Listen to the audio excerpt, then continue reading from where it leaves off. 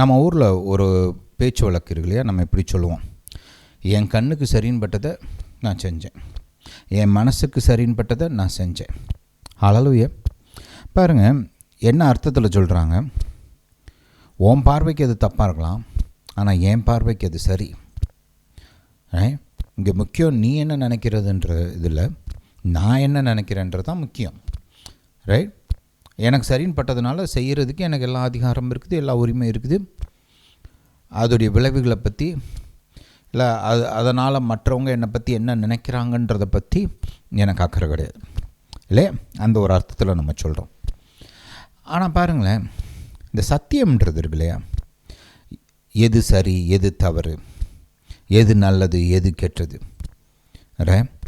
இது மனுஷனுடைய கருத்துக்கு உட்பட்டது கிடையாது. சத்தியம்ன்றது தேவனிடத்திலிருந்து வருகிறது. தேவன் நிர்ணயிக்கிறார் எது சரி எது தவறு, எது நல்லது எது கெட்டது. அப்போ தேவன் எதை சரின்னு சொல்கிறாரோ அதை நான் சரின்னு ஏற்றுக்கணும், அதன்படி செய்யணும். தேவன் எதை தவறுன்னு சொல்கிறாரோ அதை நான் தவறுன்னு ஏற்றுக்கணும், அதை நான் செய்யாமல் தவிர்க்க வேண்டும்.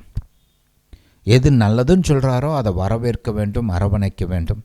எதை தீமைன்னு சொல்கிறாரோ அதை நான் வெறுக்க வேண்டும். ஹல்லேலூயா. சத்தியம்ன்றது ஒவ்வொருத்தருக்கும் ஒவ்வொரு சத்தியம்லாம் கிடையாது. ஒவ்வொரு கலாச்சாரத்துக்கும் ஒரு சத்தியம், ஒவ்வொரு மனுஷனுக்கும் ஒரு சத்தியம், ஒவ்வொரு கூட்டத்தாருக்கும் ஒரு சத்தியம், ஒவ்வொரு தேசத்துக்கும் ஒரு சத்தியம், ஒவ்வொரு காலகட்டத்துக்கும் ஒரு சத்தியம். அப்படிலாம் கிடையாது. சத்தியம்ன்றது நித்தியமானது, சத்தியம் மாறாதது, சத்தியம் நிலையானது. சத்தியம் என்பது எல்லாருக்குமே பொதுவானது. புரியுதா? அதுதான் சத்தியத்துடைய குணாதிசயம். நாளுக்கு நாள் மாறுது, ஆளுக்கு ஆள் மாறுது, கலாச்சாரத்துக்கு கலாச்சாரம் மாறுதுன்னா அது சத்தியமே கிடையாது, மனுஷனுடைய கருத்து, அவனுடைய பாரம்பரியம். புரியுதா? ஆனால் சத்தியம் என்பது தேவனிடத்திலிருந்து வருகிறது. சத்தியம் என்பது நிலையானது, சத்தியம் என்பது மாறாதது. ஹல்லேலூயா. Hallelujah to Jesus.